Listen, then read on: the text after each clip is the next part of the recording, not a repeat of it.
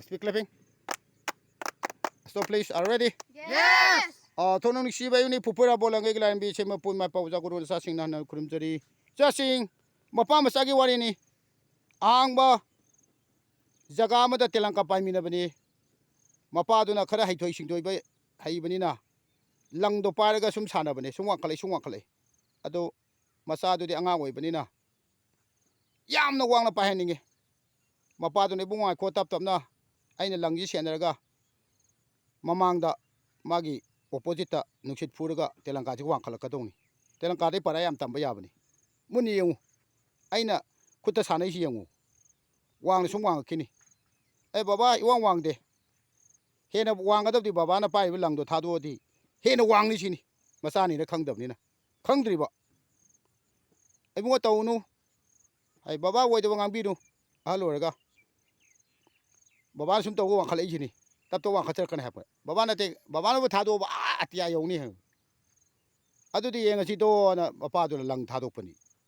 telangka do lang do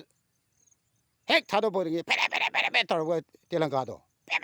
ba hai ga ha ga anak pa jaga ma da lebak ta chuk law yung ga sigai bo lo bu ya da ge adu na telangka pai bi wari se khoi de tambiri si na khoi se imai pa gi guide makha da wajagi guide makha da semak ka dawni lam henu haiba imai pa na haibe illu haiba ngasai lam ke lamai be yati haiba telangka da mathan thado pori yung tai do na pu namana na pa na sene ye thata ta sene bana te na na phaba tabak tawda na pa si na be hen gani na pa nama na be hen gani punchi roi nukti gi isa da ne hai loi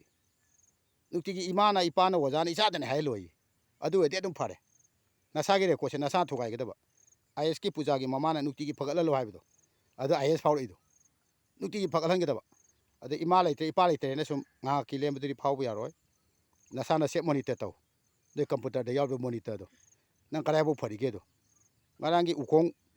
yopi satpa lor kan kapak podo nang nga si phakhe da ba ji nang gi pusi da mark phatta ba mark lai gram ne black mark nang nga si phabai je heng da gi aphaba good mark lai gram ne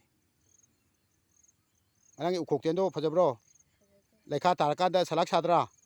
anang mang he mang ka sengkot pa de lui ko is adu taw ya this is our morning lesson ge begins